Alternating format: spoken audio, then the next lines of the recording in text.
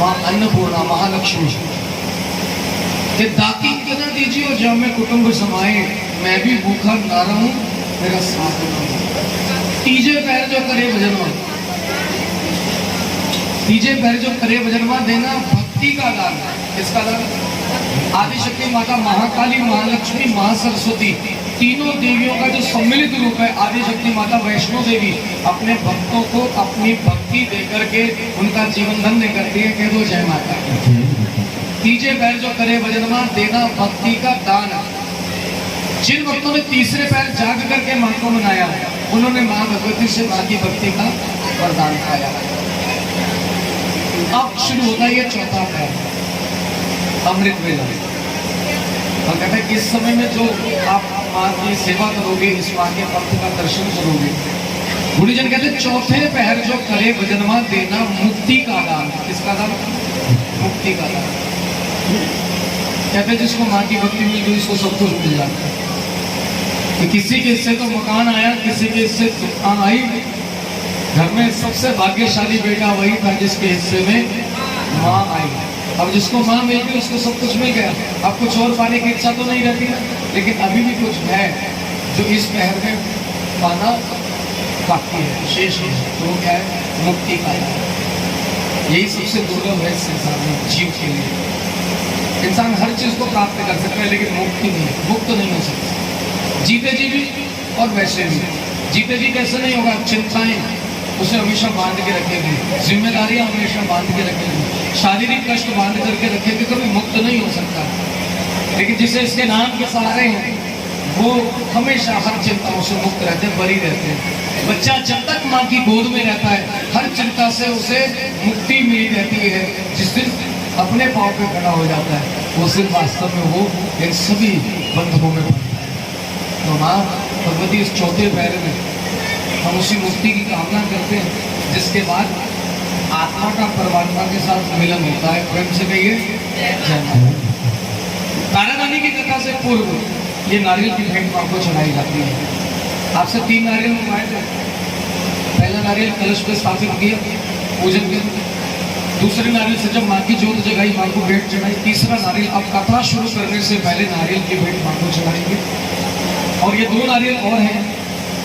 अगर आप में से किसी भक्त के हैं जिन्होंने आपके तो इस समय भेंट चढ़ाए, भेंट चढ़ाकर ये नारियल आपको वापस दिया जाएगा।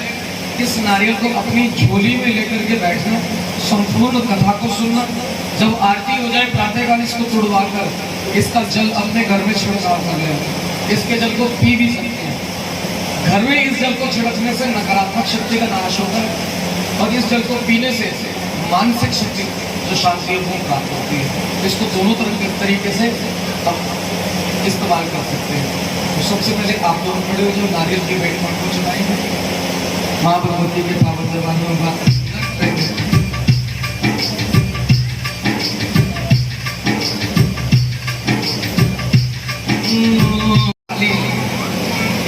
लेकिन मेरी पुकार सुनकर तू इतने ऊंचे पर्वतों से मेरी कुटिया तक चली आई, मैं तुझे खाली नहीं जाने दूंगा। आज तेरे स्वागत में तुझे एक ऐसी भेंट अर्पण करूंगा जो कभी तूने मुझे दी थी। आप बताओगे एक माँ सबसे पहले अपने बच्चे को क्या देती है? जन्म। सबसे पहले जन्म संसार में लाती है। ये हमारी जिंदगी, हमारी धड़कनें, हमारी सांसें उस माँ की अमानत है जिसने मौत का सामना करके हमें जीवन देने का कष्ट उठाया। तो माँ ये तेरी अमानत ही तो है। तू नहीं आती तो भी समाप्त हो जाता। आ गई, मेरे जीवन का मकसद पूरा हो गया, तेरा साक्षात दर्शन पाया। तो माँ अपने बच्चे की भेंट स्वीकार करना। धन्य हुआ ये जीवन मेरा जो तेरा दर्शन पाया। इतना कहा और शीश काटकर माँ को भेंट चढ़ाया। कर कबूल है माता रानी।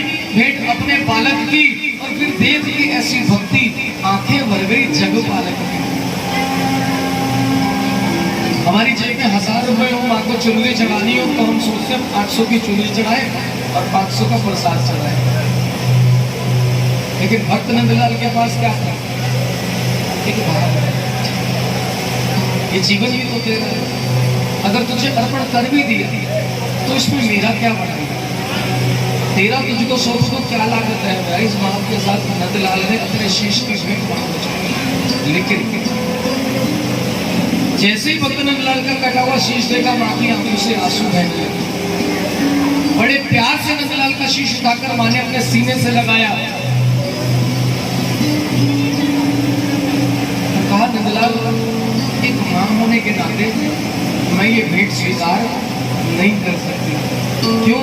क्योंकि अगर आज ये भेंट स्वीकार कर ली तो दुनिया में लोग यही कहेंगे कि ये माँ अपने बच्चों का शीश भेंट में ले लेती है। फटाफट मुझे माँ कौन कहे? माँ का काम होता है जीवन देना। मैं तेरा जीवन लेने नहीं आई थी, मैं तो तुझसे मिलने चली आई थी। लेकिन आप सोचो, कोई आपको प्यार से कोई गिफ्ट दे, आपका गृह प्रवेश था, तो लोगों ने आपको उपहार दिए होंगे कोई ना कोई, सामने वाला को प्यार से कुछ दे रहा है, आप उसे स्वीकार न करो, सामने वाले को कैसा लगेगा?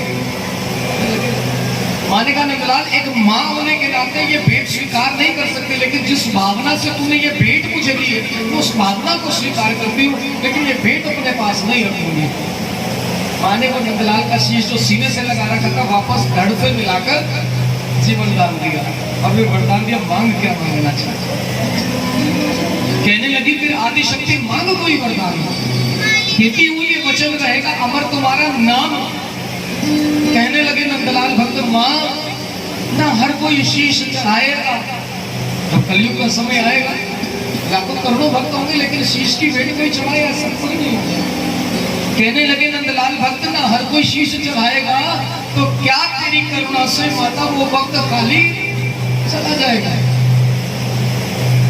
तब मंद मंद मुस्काई माता और ये वचन सुनाए, जो भी मेरे दरबार पे आकर नारियल भेंट चढ़ाए, शीश की भेंट के रूप में उसको मैं स्वीकार करूंगी, अपने भक्तों के सपने हर पल साकार करूंगी।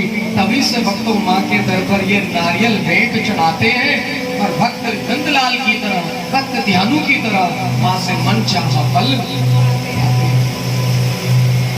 अन्न धन चाहने वाले को अन्न धन की प्राप्ति होती है, संतान चाहने वालों को संतान की प्राप्ति होती है। कारोबार में वृद्धि की इच्छा रख करके जो ये नारियल की भेंट को अर्पण करते हैं, उनके कारोबार में भी वृद्धि करती है। लेकिन एक सच्चाई बताए, ध्यानु का भी शीश माने स्वीकार किया, अपने पास नहीं रखा। नंदलाल का भी शीश माने स्वीकार किया, लेकिन अपने पास नहीं रखा। आज नारियल की भेंट जो शीश की भेंट के रूप में माँ को अर्पण करते हैं, इसे भी माँ स्वीकार तो करती है, लेकिन अपने पास नहीं रखती, वापस लौट आते। आप वैष्णो देवी दरबार गए होंगे, वहाँ लाइनों में लगे होते हैं, तो नारियल की भेंट हमारे हाथ में होती है ना? लेकिन पिंडियों का दर्शन करने गुफा में जाए, उससे पहले वो नारियल हमसे ले लिया जाता है। लेकिन जब गुफा का दर्शन करके वापस सीढ़ियों से नीचे उतर के आते हैं, एक नारियल वापस दे दिया जाता है। कारण वो जो नारियल आप चढ़ा के आए हो ना, वो कोई साधारण फल नहीं है, वो आपके शीश का प्रतीक है। आप चोला ले जाओ माँ के लिए, वो चोला वहां पर चढ़ जाएगा, अर्पण हो जाएगा, आपको वापस नहीं मिलेगा। आप फूलों के हार ले जाओ, कोई और श्रृंगार ले जाओ, सब अर्पण हो जाएगा। लेकिन ये नारियल की भेंट ऐसी है, अर्पण होने के बाद वापस मिल जाती है कहीं मुझे। इसलिए ये नारियल की भेंट चढ़ाकर आपको वापस दी गई। इस नारियल को झोली में लेकर के बैठकर संपूर्ण कथा सुनने का फल मिलता है। ये तो है नारियल की भेंट चढ़ाना, जो कथा से पहले कराई जाती है। अब मात्र 1 घंटे के लिए आप बिल्कुल अलर्ट होकर के इस पंथ का दर्शन करो, जिसे तारा रानी की कथा है। ये आपकी रात भर की कमाई नहीं है।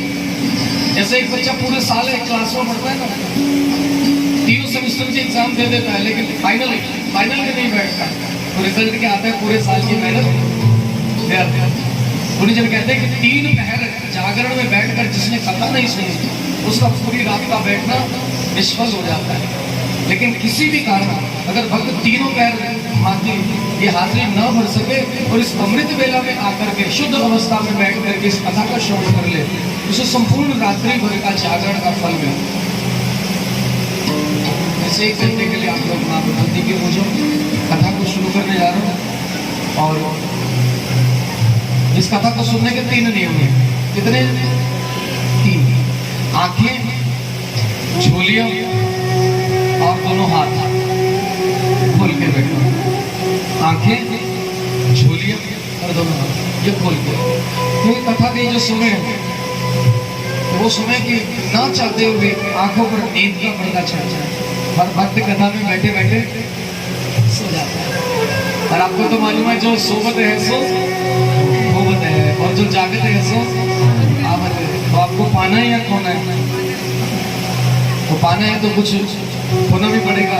और खोना क्या है? यही नींद। पहला नियम आंखें खोल के बैठना यदि मां का दर्शन करना हो।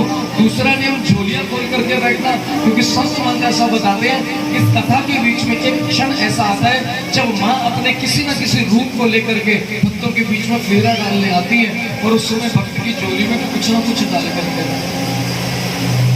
तो जिनकी झोलियां खुली होती है तो झोली में वो आशीर्वाद जाता है। अपनी झोलियां खोल लेते हैं, अपने हाथों को बांध कर नहीं बैठे, खोल करके बैठे। इन हाथों की रेखाओं पर एक नजर अगर मां की पड़ जाए, बदनसीबी की रेखा मिटा सकती है। कह दो जय माता की। पीछे वाले भक्त भी कह दो जय माता की। आओ प्रारंभ करते हैं मां भगवती के पावन दरबार में उस कथा को। दो बहनों के 3 जन्मों की कथा है ये संपूर्ण कथा। 2 बहनों के 3 जन्म।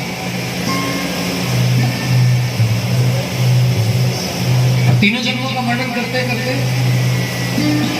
पांडवों का भी इतिहास आता है, क्योंकि इनके पंथ के बिना भी मां का ये जीवन संपूर्ण है। बहुत प्राचीन समय की बात है। एक राजा हुए जिनकी 2 कन्याएं थी। बड़ी कन्या का नाम था अनपा और छोटी कन्या का नाम था सुगंधा। कह दो सच्चे दरबार की।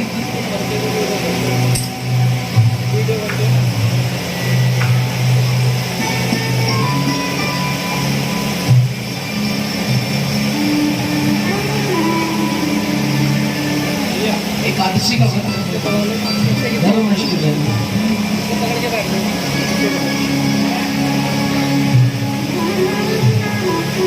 एकादशी का व्रत रखने वाली धर्मनिष्ठ जन। बचपन से एकादशी। अच्छा, आप में से कोई रखते हैं क्या एकादशी का व्रत? नहीं रखते।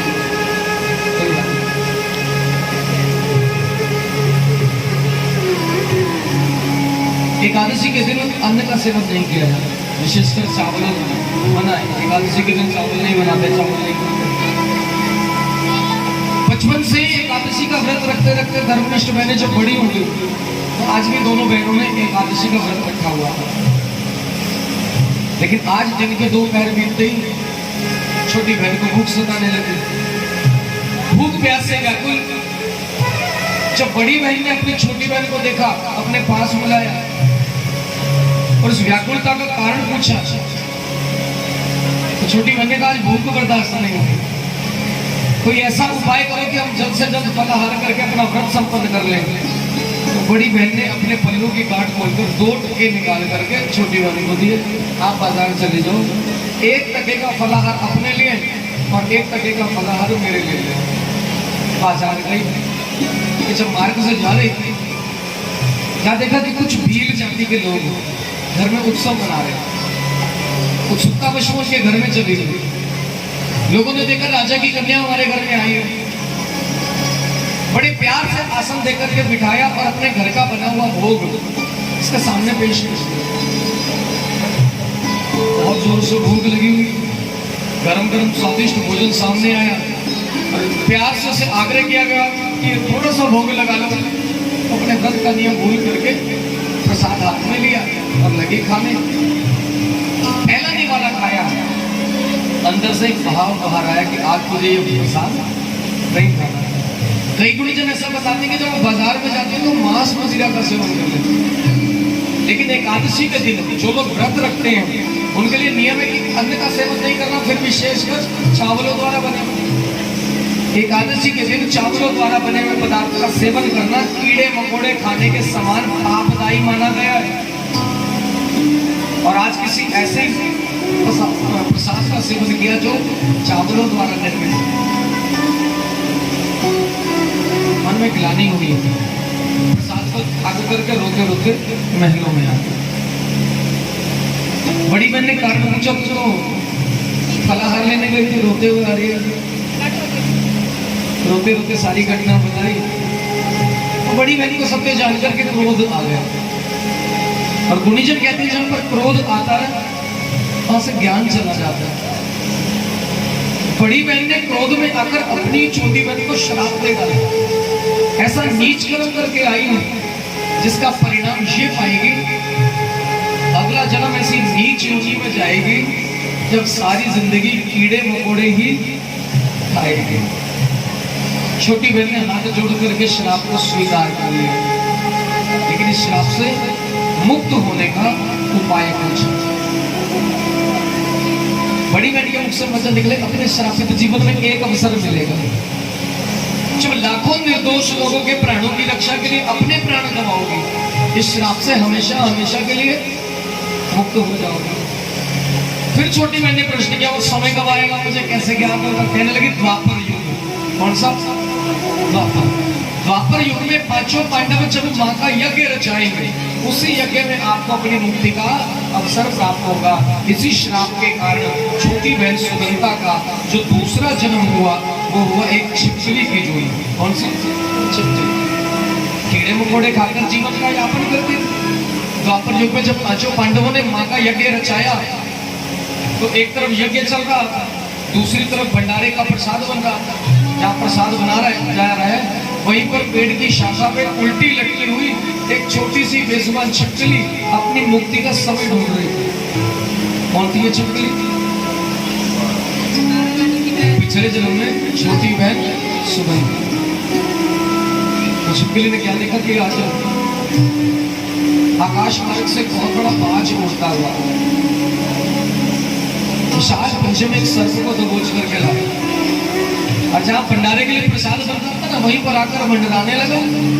और ठीक जहाँ नीचे प्रसाद में खीर का निर्माण हो रहा है, वहीं पंजे की पकड़ को ढीला किया और वो सब सीधा उस गरम गरम खीर के कढ़ाई में गिरते। गरम खीर के कढ़ाई में गिरते वो सर्प मृत्यु को प्राप्त हुआ। भारी होने के कारण बर्तन की तह तक पहुंच गया, सारा प्रसाद ऊपर आकर के। अब जब ये घटना छोटी बहन सुगंधा ने जो छिपकली की झूल में आज अपने कर्मों को भुगत रही है देखा, तो पूर्व जन्म में अपनी बहन के कहे हुए वचन याद आ गए। आज मेरी मुक्ति का इतना सोच ही रही थी, भक्तजन प्रसाद लेने आ गए, उनकी आंखों के सामने छलांगे लगाई और गरम गरम खीर की कढ़ाई में जा गिरे।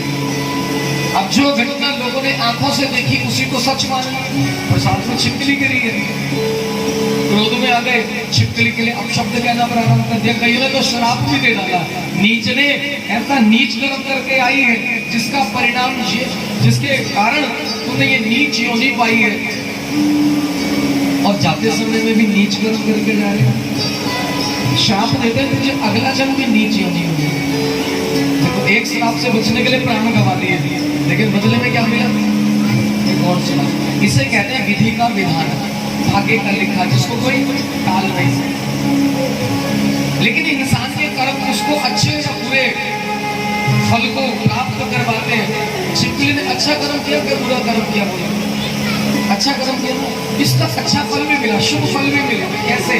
जमीन के अंदर गड्ढा खोद के प्रसाद को दबाने लगे जब सब जन, तो बर्तन को जैसे पड़का, बर्तन की तह में जो मरे हुए सांप का पिंजर देखा, तब लोगों का ध्यान आकर्षित हुआ, ध्यान लगाया तो पाया कि जिसने हमें बचाने के लिए अपने प्राण गंवा दिए, अरे ऐसे पुण्यात्मा को तो वरदान मिलना चाहिए था, लेकिन तर्कस से निकला हुआ बाण और मुख से निकली जुबान ये कभी वापस नहीं आती। क्या करें? बहुत सोचने समझने के बाद एक निष्कर्ष निकाला, श्राप तो वापस ले नहीं सकते, तो एक वरदान तो दे सकते हैं। वरदान दिया। इस यज्ञ में जितनी भी पुण्यात्माएं आई हैं, सभी का पुण्य एक जगह एकत्रित करके मंत्रोच्चारण द्वारा जल उस छिपकली के ऊपर छिड़का और वरदान दिया। अगला जन्म राजा के घर कन्या रूप में पाओगे। प्रेम से बोलिए सच्चे दरबार की। इसलिए कहा जाता है, कर्म की जा फल की चिंता मत कर रे इंसान, जैसा कर्म करेगा वैसा फल देगा भगवान। ये है गीता का ज्ञान, ये है गीता का ज्ञान। कर्मण्यवाधिकारस्ते मां फलेषु कदाचन। तेरे हिस्से में भगवान ने सिर्फ कर्म लिखा है, फल की चिंता मत कर। जैसा कर्म कर रहा है वैसा फल तेरे सामने वाला, क्योंकि ये संसार कर्म की खेती है। इसमें जैसा बीज डालोगे ये वैसा ही फल देते हैं। आज जिंदगी में कोई अच्छा दिन अगर हम व्यतीत कर रहे हैं हमारे अच्छे कर्मों का ही परिणाम। अगला जन्म राजा के घर कन्या रूप में होगा। तो लोगों ने पूछा महाराज वो जो श्राप लग चुका है उसका क्या? कहने लगा तो उसका प्रभाव इसके जीवन पर बना रहेगा। कैसे?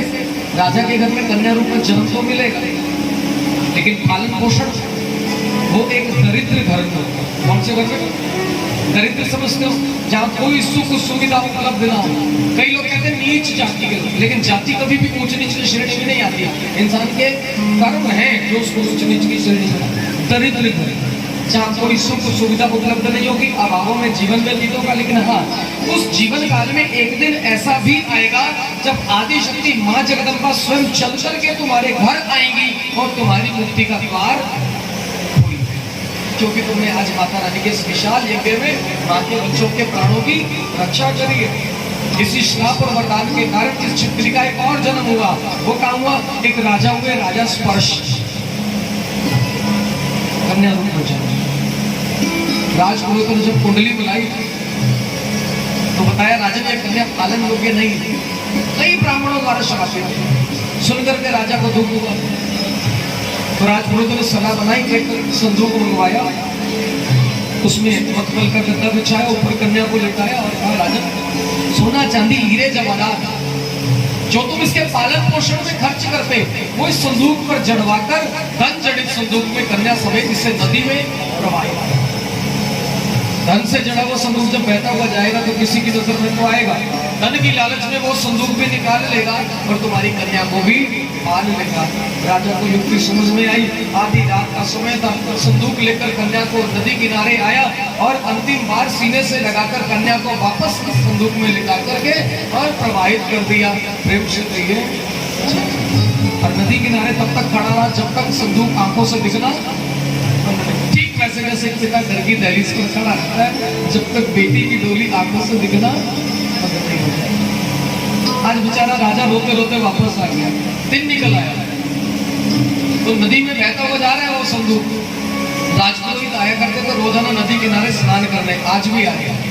अच्छा, आप कभी गए होगे तीर्थ स्थान पे स्नान करने? कभी हरिद्वार गए हो, कभी कहीं प्रयाग, अभी कुंभ लगा था, लगभग आधी दुनिया तो वहां गई थी। आप गए थे? प्रेम से बोलो जय माता। अच्छा, जब जाते हैं ना तो वहां पर हम स्नान करते समय एक मंत्र कहते हैं, जैसे हर हर गंगे, हर हर महादेव। तो महाराज वो राजपुरोहित जी स्नान करते हैं, डुबकी लगाते हैं, बाहर आते हैं, जाप करते हैं, हर हर गंगे। क्या करते हैं? दूसरी डुबकी लगाई, बाहर आए, फिर जाप किया, हर हर। तीसरी डुबकी लगाई, फिर बाहर आए। लेकिन अभी जाप करते उससे पहले आंखों के सामने से एक संदूक बहता हुआ निकल गया, वो भी धन से जुड़ा हुआ। भूल गए जाप करना। हर हर। ये किसका प्रभाव था? माया। ये माया है। और माया का प्रभाव क्या है?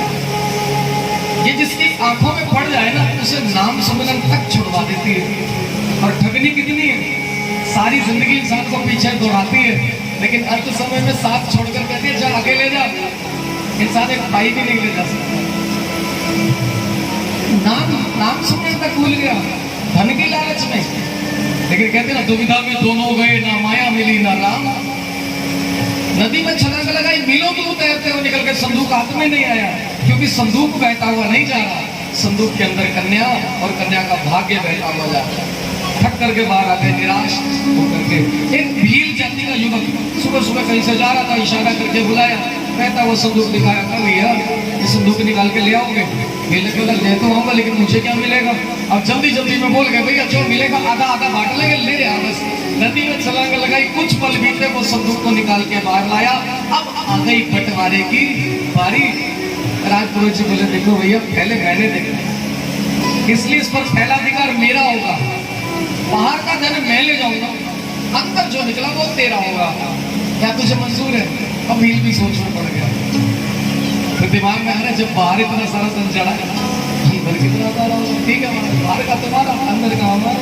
सारा धन बटोर करके ले गए, क्योंकि कन्या के भाग्य में तो धन है ही नहीं। सारा धन बटोर कर अब भील ने अपना धन पाने के लिए जैसे संदूक को खोला तो उसको क्या मिला? कन्या। क्या मिला? और कन्या को किसका रूप माना जाता है? देवी का। कौन कौन सी देवी?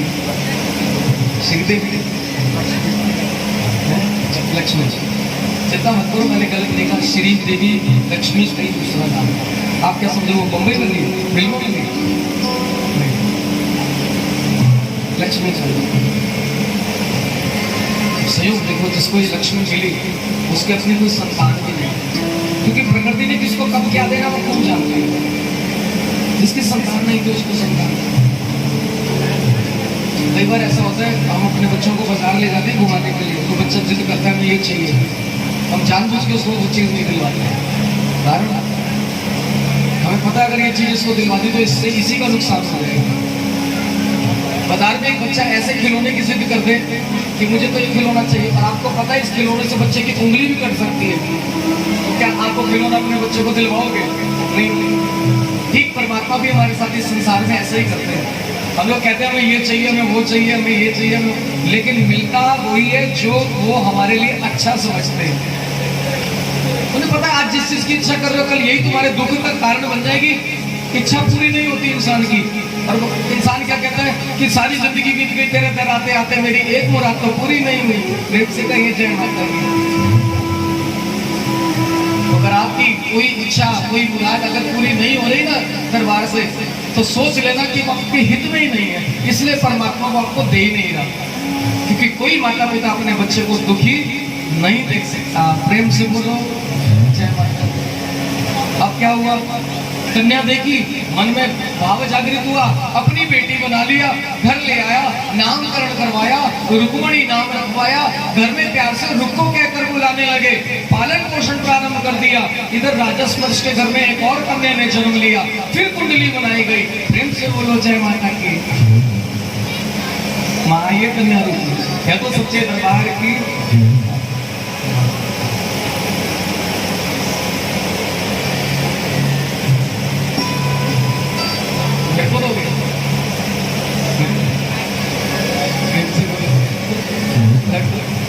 अच्छा मिल के कर दो जय माता।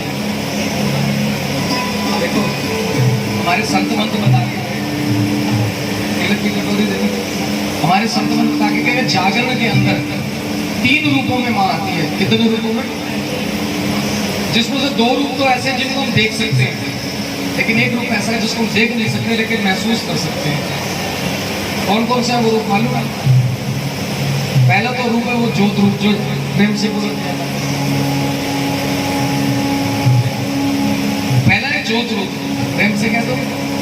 दूसरा ये कन्या रूप, तीसरा है पवन रूप। ये जो पवन रूप होकर के वहां आती है,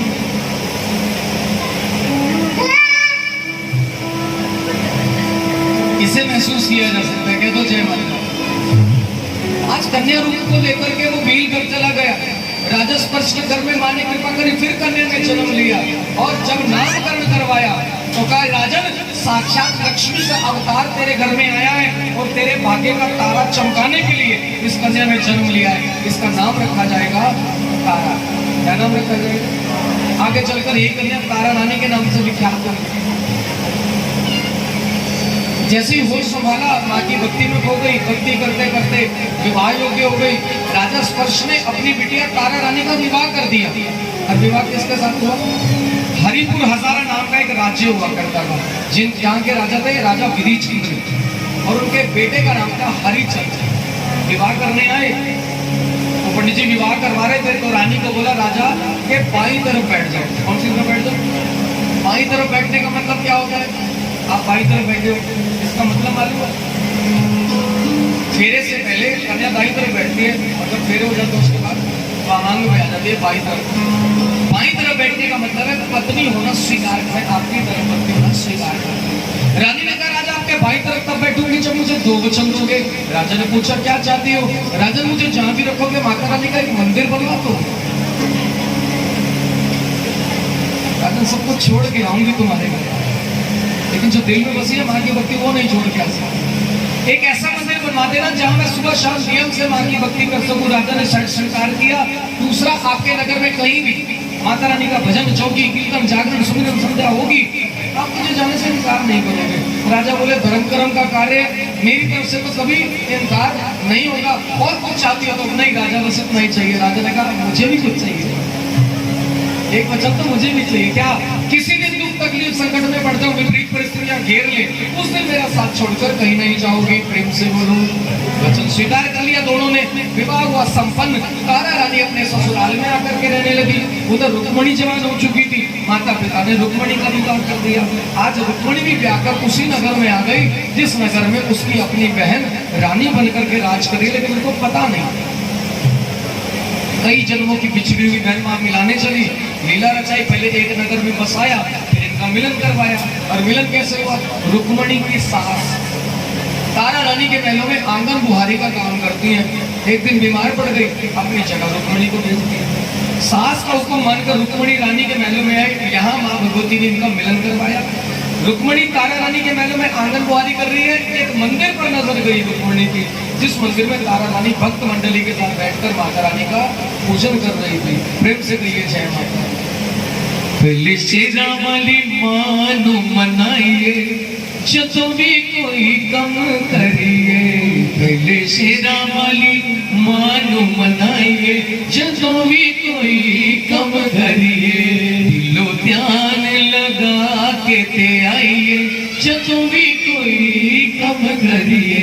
पहले शेरा वाली मानो मनाइए, जब भी कोई कम करिए। मंदिर में वैसे ही भजन कीर्तन चल रहा था।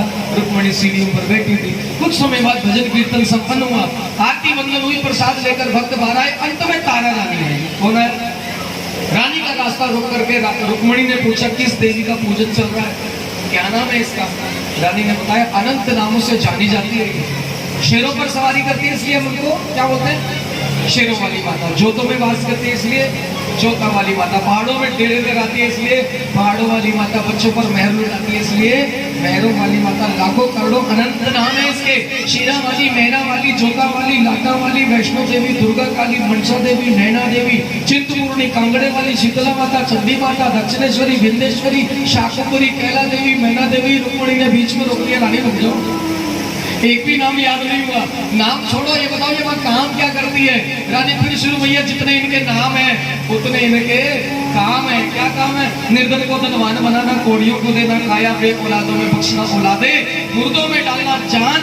ये है इस माँ के दरबार की सबसे बड़ी शान, सबसे बड़ी पहचान। और सुनो, इसके दरबार पे आने वाला इंसान खाली झोली लेकर तो आता है, लेकिन खाली झोली लेकर जाता नहीं है। आस मुरादों से मां सबकी झोली भरती है। प्रेम से बोलो सबसे दरबार की। वैष्णो देवी के मंदिर में लोग मुरादें पाते हैं, रोते रोते आते हैं, हंसते हंसते जाते। क्यों? क्योंकि जो मांगने आते हैं मां उनकी झोलियों में डालती। इतनी सारी खुशियां सुनी, दिल की आशा जागी है। तारा रानी, अगर ये मां इतनी दयावान है, इतनी मेहरबान है, एक अरदास मेरी करवा दो। मेरी कोई संतान नहीं है, मेरी भी गोद भरवा दो। अगर एक सुंदर सा लाल माता रानी बख्श दोगी, मैं आपके नाम का जागरण करवाऊंगी, आपके नाम की जोत अपने घर में जगाऊंगी। प्रेम से बोलो।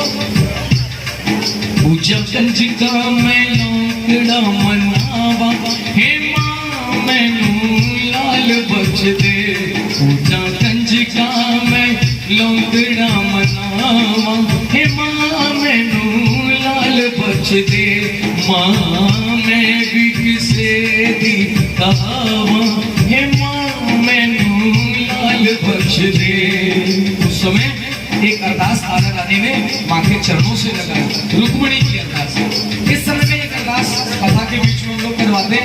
पहले आप दोनों खड़े हो जाओ, एक अरदास कराएं। उसका आप में से कोई व्यक्ति अरदास कराना चाहता है, अपने स्थान से उठ करके मां की अरदास कराएं। प्रेम से कहें जय माता दी। अरदास कराते हैं मां, अरदास कराते हैं मां, अरदास कराते हैं। सुन माता शेरा वाली, मां तेरे बच्चों की अरदास, तेरे बच्चों की अरदास। गावा परिवार की अरदास मां रुक्मणी की अरदास के रूप में स्वीकार करना। नन्ही मुन्नी कंजक अपने माता पिता के लिए फरमाइश से अरदास कराने आई, माता रानी स्वीकार करना, आगे सब सही रहना। माँ तेरे भक्तों की अरदास, माँ तेरे भक्तों की अरदास, माँ तेरे चरण कमल के पास, तेरे चरण कमल के पास दास कराते हैं, सुन माता शेरावाली, तुझे भक्तों ने याद किया, माँ तुझे भक्तों ने याद किया, माँ तुझे भक्तों ने याद किया, सुन माता शेरावाली,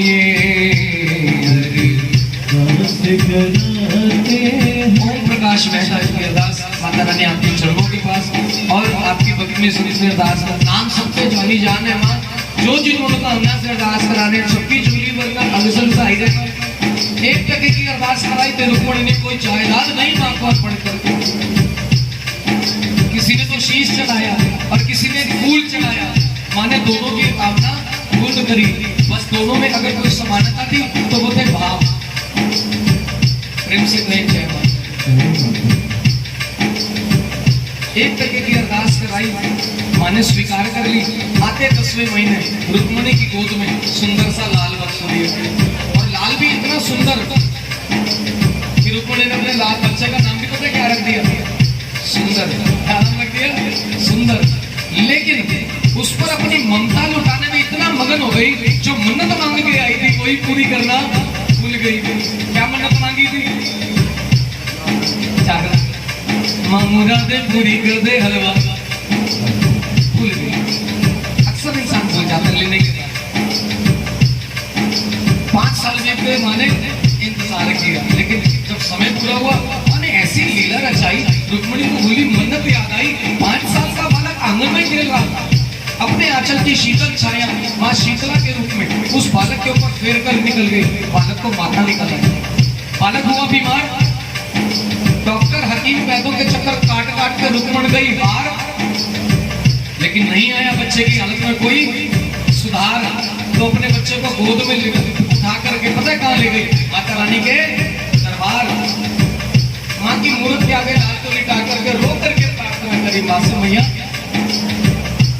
मैं भी तो एक माँ हूँ माता, माँ ही माँ को पहचाने, बेटे का दुख क्या होता है, और भला कोई क्या जाने उसका खून मैं देखूं कैसे, जिसको दूध पिलाया है, चलो बुलावा आया है, माता ने बुलाया। सारे मत बोलो, जिनको माता ने बुलाया केवल वही बोले, जिनको गावा साहब ने बुलाया वो नहीं बोले। जिनको माता ने बुलाया जरा एक बार दोनों हाथ उठा करके ताली बजा के कहना क्या? चलो बुलावा आया है, माता ने बुलाया है, चलो बुलावा आया है, माता ने बुलाया है, चलो बुलावा आया है, हमें माँ ने बुलाया है। माँ ने बुलाया तभी बैठे महाराज, वरना इसकी इजाजत के बिना कोई आ नहीं सकता, और जिसे माँ बुला ले वो अपनी इच्छा से जा नहीं सकता। प्रेम से कहिए सच्चे मिलकर के दोस्त। मैया मैंने सुना है तेरे दरबार से मुर्दों को जिंदगी मिल जाती है। मैं अपने बच्चे के प्राणों की भीख मांगने आई हूँ। माँ मेरा लाल मरने से बचा लो, मेरी गोद उजड़ने से बचा लो।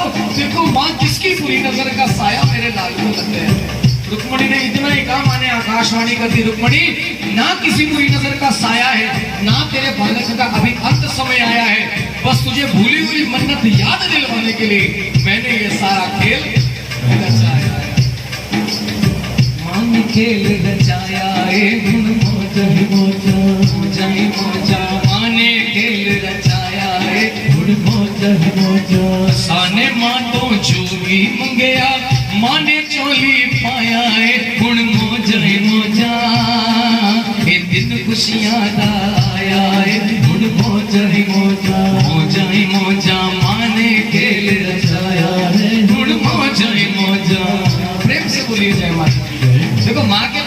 इंसान दो सूरतों में आता है, या तो माता रानी आपकी झोली अपार भर दे, माँ का धन्यवाद करने आते हैं, या जिंदगी के सारे रास्ते बंद हो जाए। तो यही दरवाजा है जो 24 घंटे 12 महीने खुला रहता है। प्रेम से कह दो जाए। 5 साल पहले मांगी हुई मन्नत याद आई, माँ ने कहा तेरा लाल ठीक हो जाएगा, वो मन्नत पूरी कर दे। रुक्मिणी तारा रानी के पास गई, जागरण की पुकार लगाई। तारा रानी ने जागरण की समस्त विधियां रुक्मण को समझा दी। हरे हरे गोबर से आंगन लेप लेना, ये प्राचीन काल के नहीं, जहाँ माता रानी की जोत जगाई जाती थी वहाँ गाय के गोबर से लेप कर उस को पवित्र किया जाता है। अब तो हमारा पक्के फर्श है मार्बल वाले, गाय की गाड़ियाँ खत्म हो गई, तो लोहे वाली भैंसे आती हैं दूध देने। से बोलो जय माता। हरे हरे गोबर से आंगन लेप लेना, गजमूत्र से चौक छोड़ना, घट स्थापना करना, कलश स्थापना करना, लाल रखे कपड़े में रोली मोली केसर कलावा रंगे हुए चावल डाल करके उसकी पोटली बनाना, इसे डल कहते हैं। अच्छा, जिनसे जागरण करवाओगे डल उनको दे आते, जो डल स्वीकार करेंगे वो तुम्हारे घर आकर के जागरण करेंगे।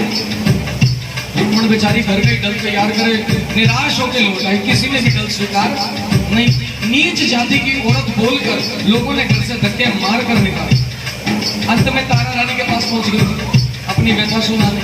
रानी ने कहा चिंता मत कर, ये डल मुझे देके जा, मैं आऊंगी तेरे घर जागरण करने, और जिसने आने से इनकार किया उसको भी साथ लेकर के आऊंगी।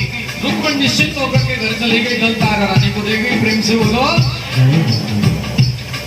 राजमहल में एक सैन्य नाम का नाई काम किया करता था। शायद आप लोगों को मालूम होगा, आज भी कई गांव देहातों में ऐसा नियम है, जब दूसरे गांव देहात में कोई निमंत्रण देना हो तो नाई को भेजा जाता है।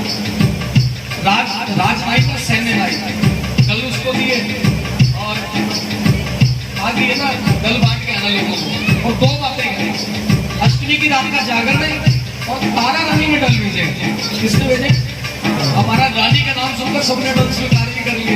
वही डल जब रुक्मण लेके गई सबने मना कर दिया, और वही डल जब रानी के नाम से आए तो सबने स्वीकार कर लिया। अब डल लेने का मतलब है अब हर हाल में जागरण में जाना पड़ेगा और वो डल माँ को अर्पण करने पड़ेंगे। दिन बीतते गए, अष्टमी का दिन आ गया। सुबह सुबह का समय, वही सैन्य नाई राजा की हजामत बना रहा, पानी की बूंद राजा के फोटो पे गिर गई, खींच के थप्पड़ मारा राजा। दोनों की वार्ता को कोई तो राजा को पता चला कि तारा रानी आज रुक्मणी के घर में जागरण करने जा रही है, लेकिन राजा नहीं चाहता कि वो वहां जाए। लेकिन राजा के चाहने या ना चाहने से जाओ, विवाह के टाइम वचन दिया, आज अगर रोकेगा तो वचन टूट जाएगा, नहीं रोकेगा तो धर्म भ्रष्ट हो जाएगा। दुविधा में पड़ गया। सैन्य नाई ने क्या किया, महाराज जिस तरह से हजामत बना रहे हैं उस तरह से राजा की उंगली पर चीरा लगा दिया। राजा का खून बहने लगा। राजा ने घाव पर नमक मिर्च की पट्टी बांध लो, तुम्हारा दर्द और 10 गुना बढ़ जाएगा। मेरा दावा है तुम्हें दर्द में तड़पता देख तारा रानी तुम्हें छोड़कर कहीं नहीं जाएगी, क्योंकि 2 वचन से अगर तुम बंधे हो तो 1 वचन से वो भी तो बंधी है। सांप भी मर जाएगा और लाठी भी नहीं। और हुआ भी वही। लगभग आधी रात तक तारा रानी ने अपने पट पर राजा का सिर सहलाया, अपना पतिव्रत धर्म निभाया। लेकिन आधी रात को भी जब राजा को नींद नहीं आई तब तारा रानी ने माँ का ध्यान लगाया, माँ को बुलाया। फिर माँ ने सुनी पुकार, रूप पवन का धार, माँ ने महलों में किया प्रवेश और ठंडी हवा का झोंका बनकर के राजा को छू करके चली। प्रेम से बोलो। राजा गहरी तारा रानी को लेकर माँ जागा। कुछ समय बाद राजा की नींद खुली, रानी को महलों में नहीं पाया, हाथों में तलवार उठाकर निकल पड़ा पीछे। मार्ग में मिल गए 2 चोर, और मिल गए ये चोर भी कोई और नहीं, ये भी माँ की माया जो राजा को बताएगी कि रुक्मणी का घर कहाँ है। प्रेम से बोलो। चोरों से वार्तालाप, चोरों के माध्यम से पता चला एक अकेली औरत ऐसे भागती हुई जा रही है, और दोनों चोरों ने मिलकर उसको लूटने का प्रयास भी किया। लेकिन यकीन मानोगे 2 चोर मिलकर भी एक अकेली औरत को लूट नहीं पाए, क्योंकि औरत अकेली थी नहीं। कौन था उसके साथ? माता रानी। और जब माता रानी साथ है तो डरने की क्या बात है। लेकिन उस हाथापाई को छीना झपटी में साड़ी का आंचल फट गया, वो वहीं गिर गया। पैरों में जो पाजेब पहने थे वो वहीं गिर गए। राजा ने देखा दोनों में शादियां तारा रानी। चलने से पहले राजा ने दोनों चोरों का शीश काट डाला और खून से रंगी हुई तलवार लेकर आगे बढ़ा, रुक्मणी के घर पहुंच गया। प्रेम से बोलो। अच्छा, प्राचीन काल में जागरण कहाँ होते थे? बंद घरों में, ऐसे गलियों में, चौबारों में, सजे हुए बाजारों में माँ का दरबार नहीं लगा करते थे, घर के अंदर माँ की जोत जगाई जाती थी। जब जोत जग जाए घर के कपाट बंद कर दिए जाते थे और सुबह आरती के बाद वो कपाट खोलते। अब बाहर खड़ा हुआ राजा और झरोखे में से झांक करके तारा रानी जागरण संपूर्ण करवा दी। कैसे होता है संपूर्ण जागरण? पहले कथा नहीं होती थी, 3 पैर झुक के नाच कर गा करके संत मान दुर्गा स्तुति के, दुर्गा सप्तशती के अध्याय लोगों को सुनाया करते थे कि कब कब किस किस रूप को धार कर माने किस किस भक्त का उद्धार किया और किस किस दुष्ट का संहार किया। और फिर इस अमृत वेला में वो जो डल पूरा गांव लेकर आया है, आज वो डल चढ़ा करके आरती कर दी जाती थी। राजा देखने लगा तारा रानी डल चढ़वा रही। अब जब डल चढ़वाने का प्रसंग आता है, इस समय जागरण करने वाले और जागरण करवाने वाले दोनों ये जो डल हमने लिए ये मां को अर्पण करते हैं। और ये डल चढ़ाने के बाद ही मां के जागरण का पंथ संपूर्ण होता है। अब आप खड़े हो जाओ, जरा प्रेम से बोलो जय मां। इसे खोल करके भक्तों को भी अपने संग ले जाता था कि चलो मां के दर पर नजारे मिलेंगे, जो डूबे हैं उनको किनारे मिलेंगे, जो तंग आ चुके हैं उनकी जिंदगी से उन्हें मां के दर पर सहारे मिलेंगे। सभी मां का दर्शन करेगा। जिसके दिल में जो इच्छा वो मां से मांगता, लेकिन अगला लेगी वरदान मांगता। जब तक जीवित रहूं फिर दरबार की हाजिरी बढ़ेगा। वृद्धावस्था में एक दिन ऐसा आया जब शरीर से लाचार हुआ, मां के दरबार नहीं जा पाया, तो भक्तों के समझाने पर अपने घर में मां की जोत जगा के गए, मां को बुलाने गए। एक बार मां तारा रानी बहुत बरवा रही थी, वहां राजा खड़ा देख रहा है, मन में विचार आए नीचों के घर में, नीचों के घर में आए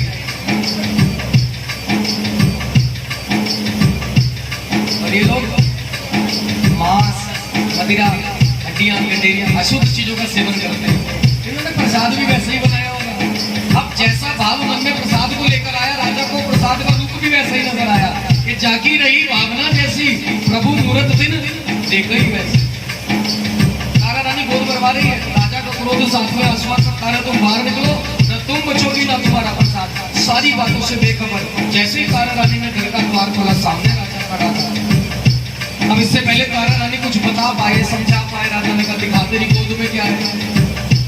रानी ने आज से पहले तो कभी नहीं पूछा मेरी गोद, आज क्यों? गोद मेरी ना देख राजा, गोद मेरी ना देख, गोद मेरी विच पंथ माई दा और फल में अनेक राजा, गोद मेरी ना देख। क्या करेगा मेरी गोद में? तो माँ का पंथ, माँ का प्रसाद है। क्रोध में आकर रानी का हाथ पकड़ा, घर से बाहर खींच लिया। अचानक पल्लू छूट गया हाथ से, जिसमें प्रसाद था, सारा प्रसाद जमीन पर बिखर गया। जब बिखरा प्रसाद देखा राजा ने, क्या था? ना मांस, ना मदिरा, ना हड्डियां, ना गंडेरिया, क्या है? फूल, पतासे, मखाने, पंचमे में बांटे का प्रसाद है। इस चमत्कार को जानने की जिद कर बैठा। अपने महलों में जाकर मां की जोत जगाकर रानी ने राजा को समझाया ये मां का पंथ है। राजा जिद कर बैठा कि मुझे मां का पंथ दर्शन करना। गोद का प्रसाद कैसे बदला और माता रानी का पंथ ये क्या है, मुझे इसका दर्शन करना है। रानी ने कहा मां का पंथ बड़ा अनमोल है, अगर दर्शन करना है कुछ परीक्षाएं देनी पड़ेगी, कुछ कीमत चुकानी पड़ेगी। राजा कहते हर चीज के लिए तैयार, पता करना क्या है। रानी ने कहा जोत को साक्षी मानकर प्रतिज्ञा ले, जो कहूंगी वो करके दिखाना होगा। बिना सोचे समझे जोत के ऊपर हाथ रख करके साक्षी माना। तारा रानी जो कहेगी मुझसे पूर्ण करूंगा, बस प्रतिज्ञा में बंध गया। अब रानी के मुख से पहला वचन, जा जा उसका शीश काट करके ला, जिसको संसार में सबसे ज्यादा प्रेम करता है। अस्तबल में चला गया। अस्तबल समझते हो घुड़साल जा, घोड़े मारे जाते हैं। खिंच के खंडार राजा चाले पहुंचे तबेलिया विच जा, खिंच के खंडार राजा मारिया दिता घोड़े का शीश नुसार।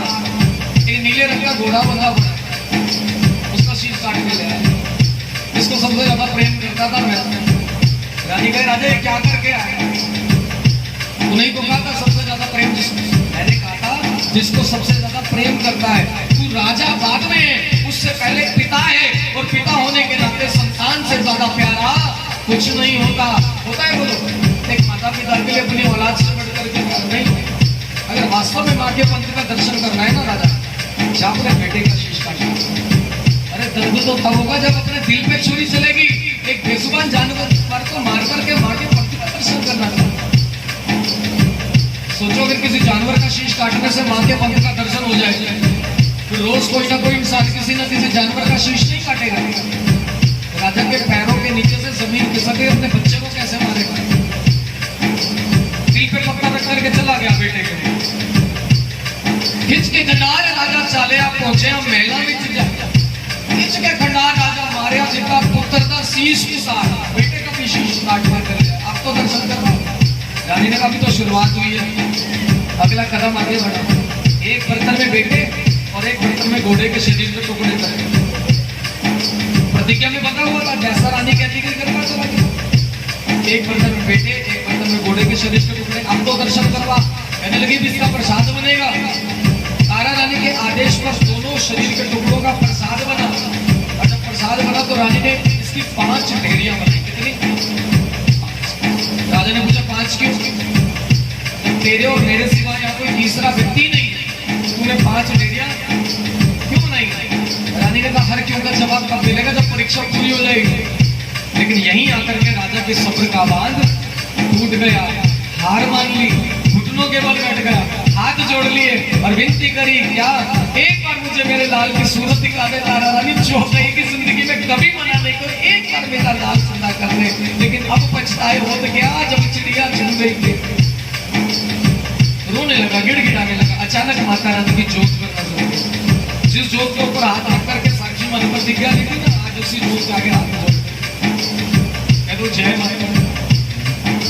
क्या काम आ जिंदा करती जो मेरा लाल तारा रानी, जिंदा करती जो मेरा लाल, जिंदा करती जो मेरा लाल, ओ तारा रानी जिंदा करती जो मेरा लाल। लाल बिना मेरी दुख दिए छाती, लाल बिना मेरी दुख दिए छाती।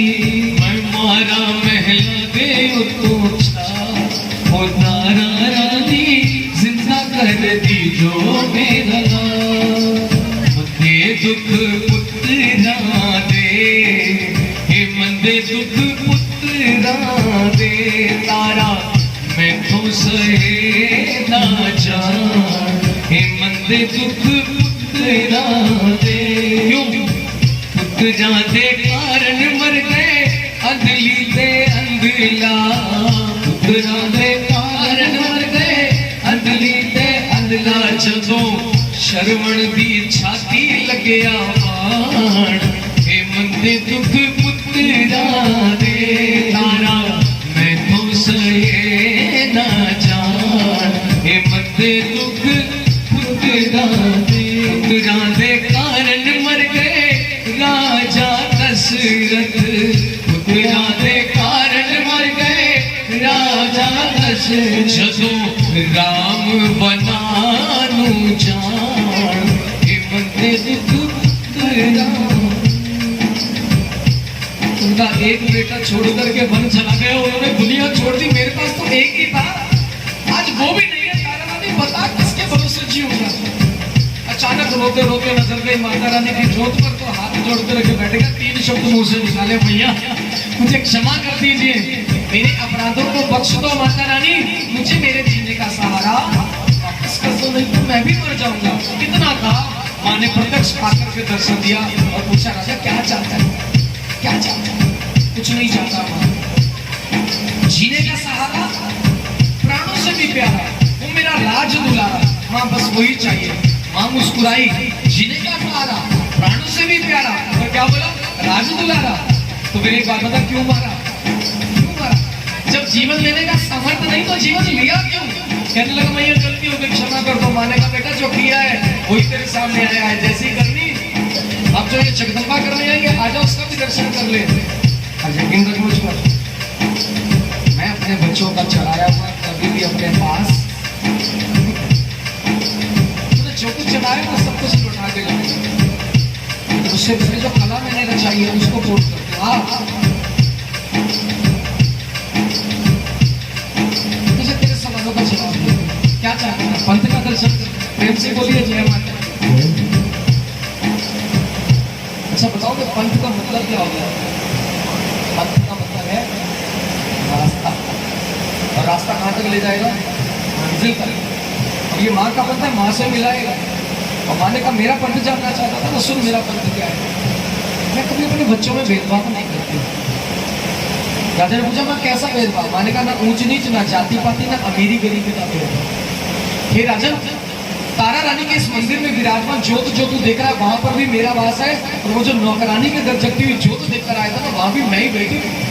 जब मैं अपने बच्चों में भेदभाव नहीं करती तो तुम्हारी क्या होगा? ये मेरा पंथ है। सच्चे हृदय से, सच्ची श्रद्धा से जो मुझे जहां वक्त बुलाता है वहां चली जाती है। जब तारा रानी के माध्यम से रुक्मणी के घर माँ की ज्योत जगी, माँ रुक्मण के घर गई। पूर्व जन्म में ब्राह्मणों का वो वचन सिद्ध हुआ, जब काता तेरे घर चल करके माता रानी आएगी और तेरी मुक्ति का द्वार खोलेगी। प्रेम से बोलो, आज रुक्मणी को एक छोटी सी गलती, जो एकादशी के दिन चावल खाए थे, आज एक छोटी सी गलती के कारण 3 जन्मों तक उसे दुख सहने पड़े। आज माता रानी ने आकर उसकी मुक्ति का द्वार खोल दिया। प्रेम से कहिए जय माता। मिलकर बोलिए जय माता। और इधर वो राजा, उसको अपने पंथ का दर्शन करवाया। अब आ गई चमत्कारों की बारी।